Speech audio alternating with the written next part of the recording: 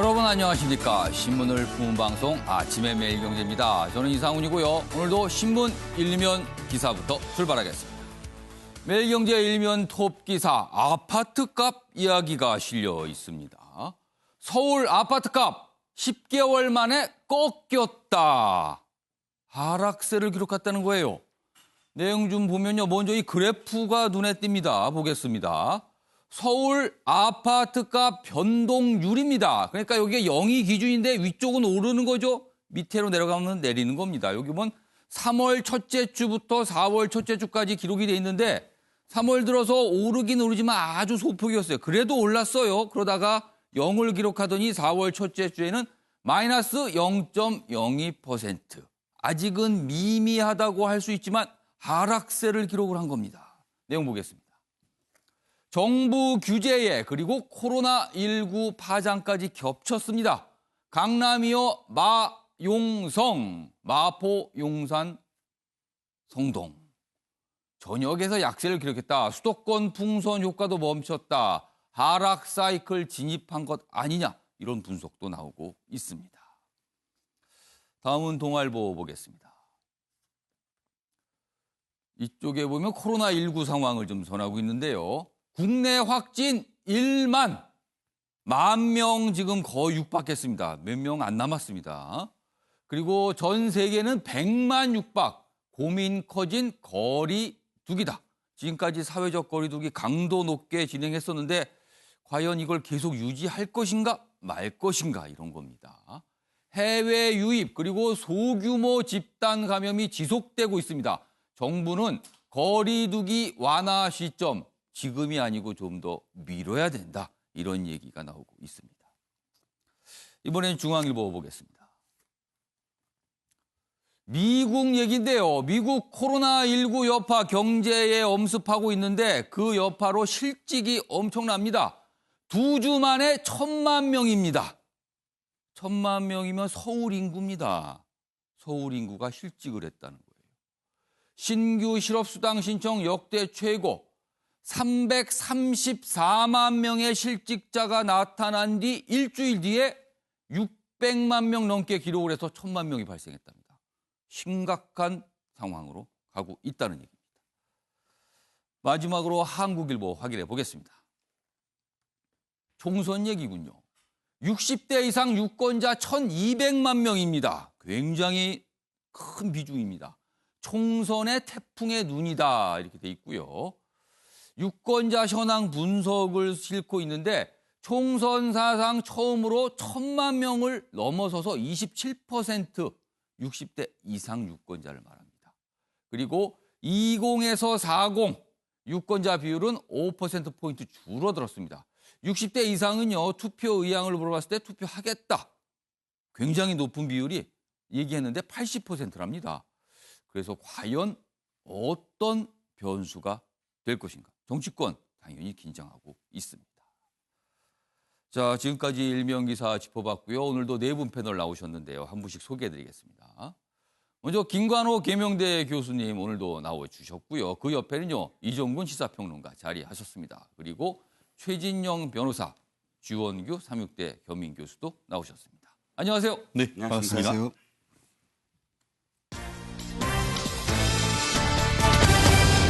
오늘 다룰 주요 이슈를 정리한 아침을 여는 키워드 4가지가 준비되어 있습니다. 첫 번째 키워드, 꼼수라는 얘기 참 많이 들었는데요. 이번 키워드는 이렇습니다. 끝까지 꼼수입니다. 그러면은 시작도 꼼수였다는 얘기잖아요. 지금 국회, 총선을 앞둔 정치권의 모습이 이렇습니다. 두 번째 키워드는요. 아베노마스크. 이게 무슨 뜻일까요? 아베노믹스란 말은 있었잖아요. 그런데 지금 일본에서 아베노마스크란 표현이 등장했습니다. 이거를 번역을 하면요. 아베의 마스크 뭐 이렇게 되는데 뭔가 이렇게 일부러 맞춘 듯한 표현입니다. 세 번째 키워드는 건보료 24만 원 얘기가 나오나 봅니다. 긴급 재난지원금, 소득 기준이 과연 무엇인가를 놓고 여러 가지 얘기가 있었는데 건보료 24만 원 이상인가 이하인가 이런 기준 얘기가 나오고 있어요. 마지막 키워드는요. 뻔뻔한 기부입니다. 성범죄자들 뭔가 기부를 하는데 다 이유가 있다고 합니다. 자, 이렇게 네 가지 키워드로 오늘 내용 정리했고요. 첫 번째 이슈는요. 코로나19와 관련된 얘기 좀 해보겠습니다. 첫 번째 기사입니다. 경제 위축 그리고 피로감에도 감염 재확산 위험이 크다. 거리두기 연장에 무게를 두고 있다. 그렇습니다. 벌써 지금 집에만 계신지 그리고 가능한 모임 안 하신지 꽤 됐습니다. 그래서 피로감이 쌓여 있죠. 그리고 경제도 사람들이 다니지 않기 때문에 경제가 충격을 받게 돼 있어요. 그래서 이런 걱정도 있는데 한편으로는요. 아직 감염세 이게 완벽히 꺾인 게 아니다. 조심해야 된다는 얘기가 있어서 사회적 거리 두기 이제는 완화할 때냐 아니냐 논쟁이 있었는데 아직은 아니다라는 쪽으로 무게가 실리고 있습니다. 내용 좀 더 보면요. 해외 유입 확진자 600명 넘었고요. 수도권 병원 등 집단 감염도 계속 나오고 있습니다. 전문가들은요. 사회적 고삐를 풀 때 아니다. 자칫 고삐를 풀었다가는 국민들에게 잘못된 신호를 줄 수도 있다. 이런 걱정도 하고 있습니다. 그리고 정세균 국무총리도 현 상태에서 완화된 위험이 있다. 이런 당부도 하고 있는데요. 이른바 사회적 거리 두기를 강화할 것이냐, 계속 강하게 갈 것이냐, 아니면 생활 방역으로 갈 것이냐. 생활 방역이라고 한다면요. 일상적인 생활 정상적으로 하고 다만 조금 조심하자. 이런 뜻이 되거든요. 그러나 아직은 생활 방역 단계는 아니다라는 얘기가 나오고 있습니다. 자, 그럼 여기서요. 정세균 국무총리의 이야기 들어보겠습니다. 당분간 등교 개학이 어려워진 가운데 강도 높은 사회적 거리 두기를 언제까지 유지해야 할지 고민하고 있습니다. 일상 복귀를 무한히 미룰 수도 없고 또 국민들께서 느끼는 피로도가 상당하다는 사실도 잘 알고 있습니다. 그러나 전 세계적인 확산세가 유례없이 가파르고 해외 유입과 집단 감염이 계속되는 상황에서 사회적 거리 두기를 완화하는 것은 감염을 다시 확산시킬 수 있다는 위험이 있습니다. 빠른 시일 내에 의견 수렴과 정부의 논의를 거쳐 사회적 거리 두기를 어떻게 지속해 나갈 것인지 국민 여러분께 말씀드리도록 하겠습니다. 자, 사회적 거리 두기를 완화할 때가 아니다라는 분위기로 가는 주요 이유 중에 하나는요. 해외에서 들어오는 입국자 가운데 확진자가 계속 나오기 때문이거든요. 그와 관련돼서 어제 서울시가 뭔가 하나를 발표했는데요. 그 얘기해 보겠습니다. 잠실 운동장에서 입국자 하루 1,000명 선별 진료, 그러니까 검사를 하겠다는 거죠. 그러자 송파 주민 반발. 잠실 운동장이 이제 송파구에 있잖아요. 송파 주민들 반발이다. 이렇게 돼 있습니다.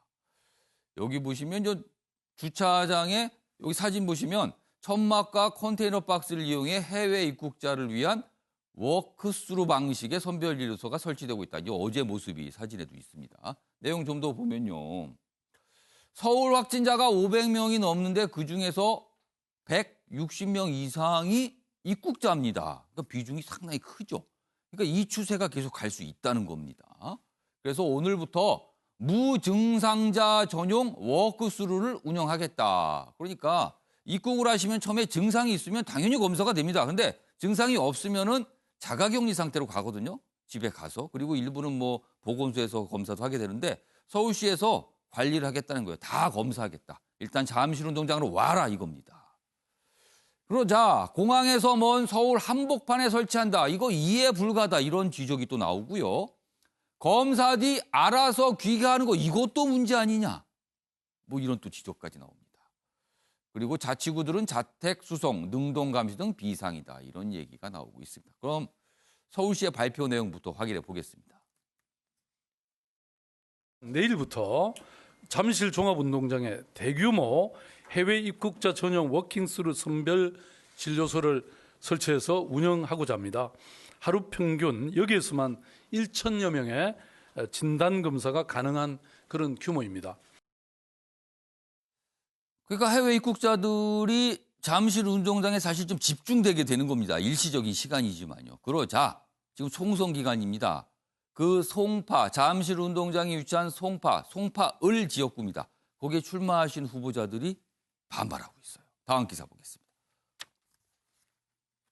지금 주민 반발 기사는 앞선 기사에 있었죠. 지금 이 얘기입니다. 박원순 잠실운동장에 입국자 진료소 설치 그러자 최재성은 더불어민주당 후보입니다. 박원순 시장과 같은 당에 있어요. 근데 여기도 반발합니다. 좌시 못한다. 이거 좀 문제가 있다. 그리고 배현진 미래통합당 후보죠. 제정신인가 이렇게까지 반발하고 있습니다.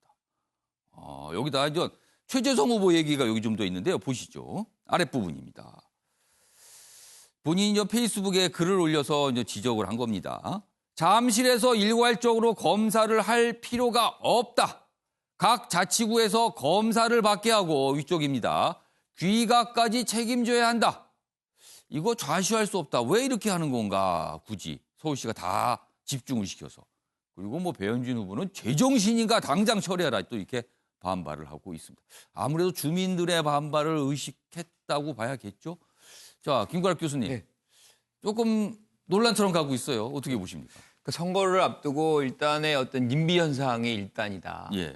그러니까 뭐 좋아하지 않겠죠. 거기 해당 지역의 분들은. 예. 하지만 사실은 어떻게 보면 송파구 시민들도 해외에서 입국하신 분들이 있을 거예요. 예. 그럼 어디로 또 그분들은 가야 되나요? 아. 그러니까 서울시에서 전체적으로 해야 되는 것이고 무증상자만 하는 겁니다. 예. 그러니까 유증상자는 아예 거기에 오질 않죠. 예. 그러니까 무증상자만 이제 차로 버스로 이제 모셔고 가서 거기서 사실 어떻게 보면 좁은 장소에서 많은 분들이 있으면 사실은 감염의 이 위험이 좀 예. 크잖아요. 그러니까 예. 트랙 전체를 돌면서 사실상 어떻게 보면 접촉을 최소화해가지고 검사를 마무리하고 이렇게 가는 거거든요. 예. 그러니까 저는 아이디어는 굉장히 좋다고 보고요. 예. 그런데 이 문제가 이제 송파구의 어떤 지역민들의 어떤 불편함을 이제 주는 부분이 없지 않아 있긴 있어요. 하지만 예. 이거는 사실 어떻게 보면 국가적인 재난 상황이기 때문에 예. 좀 우리가 인내심을 갖고 좀 대응을 해야 되는 것이고 예. 거기에 나오는 후보들도 이 부분에 대해서는